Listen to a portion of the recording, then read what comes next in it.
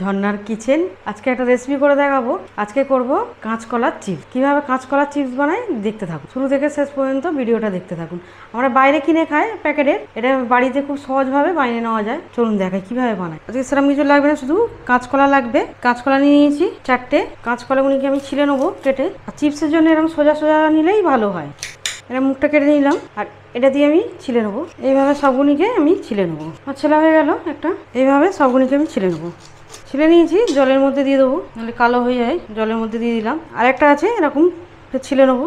আর এটা খেতে খুবই ভালো লাগে। এটা আমরা এমনি খেতে পারি, চা দিয়েও খেতে পারি। এটা ছোটো থেকে বড় সবাই পছন্দ করবে। আর এটা প্যাকেটের আমরা কিনে খাই, খেতে ভালো লাগে। এরকম বাড়িতেও বাইনে আমরা খেতে পারি, সুন্দর হয়। জলের মধ্যে দিয়ে দিলাম, ভালো করে একটু ধুয়ে নেবো, জল থেকে তুলে নেবো। এই জিনিসটা দিয়ে আমি করবো। এটা এখানে রাখবো, রেখে এইভাবে চিপসগুলি কেটে নেবো। এই চিপস আবার এরকম করে নেবো, সুন্দর কাটা হয়েছে। এখানে সাদা তেল নিয়েছি, এখানে বসে দিয়েছি, চালু করে দিলাম, একদম ফুল দিয়ে দিলাম, গরম হোক তেলটা। সবগুলি আমার কাটা হয়ে গেছে, একদম চিপসের মধ্যে সব কাটা হয়ে গেছে।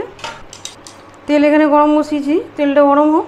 পিসগুলি সব একই মাপে হয়েছে, পাতলা পাতলা করে সুন্দর কাটা হয়েছে। ওনারা বড়ি দিয়েও কাটতে পারেন, মানে একই এরকমভাবে পাতলা করে করতেই হবে, সুন্দর তাহলে চিপসটা হবে। এখানে তেলের মধ্যে হাফ চামচে হলুদ দিই। তেলের মধ্যে এই হলুদটা দিলে ভালো কালার আসে। একটু ভালো করে মিশিয়ে নেবো। তেলটা গরম হয়ে গেছে, এবার আমি নেবো, অল্প অল্প করে দিয়ে দেবো। এইভাবে ভাজতে হবে। এবার আমার ভাজা হয়ে গেছে, তুলে নেবো, তেল ছেঁকে তুলে নেবো। সুন্দর ভাজা হয়েছে, এমনি ভাজা হয়ে গেছে, এবারে ফের দেবো।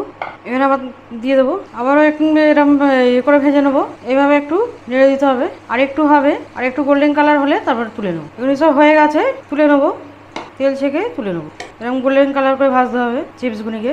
এটা হয়ে গেছে সেকেন্ড ব্যাচ, এবারে তুলে নেবো। সবগুলি আমার হয়ে গেল, আর একটু সামান্য হবে, এবার তুলে নেবো। হয়ে গেছে, এখানে আমার সবগুলি হয়ে গেছে। এবারে এখানে মশলা দেবো, পেরি পেরি মশলা। এই মশলাটা দিলে খেতে বেশি ভালো লাগে। এখানে আমি নুন ফুন ব্যবহার করিনি, এটা দিলেই আর কিছু দিতে লাগে না।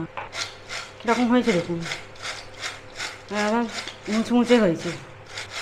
এইভাবে মশলাটাকে করে নেবো, মিশিয়ে নেবো।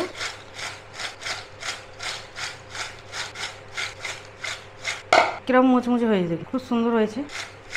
এবার প্লেটে নিয়ে নেবো। কত সুন্দর হয়েছে আমার, একদম রেডি কলার চিপস। কলার চিপস সাথে আমার রেডি। আর রেসিপি যদি ভালো লাগে বন্ধুদের সাথে শেয়ার করবে, লাইক করবে আর সাবস্ক্রাইব।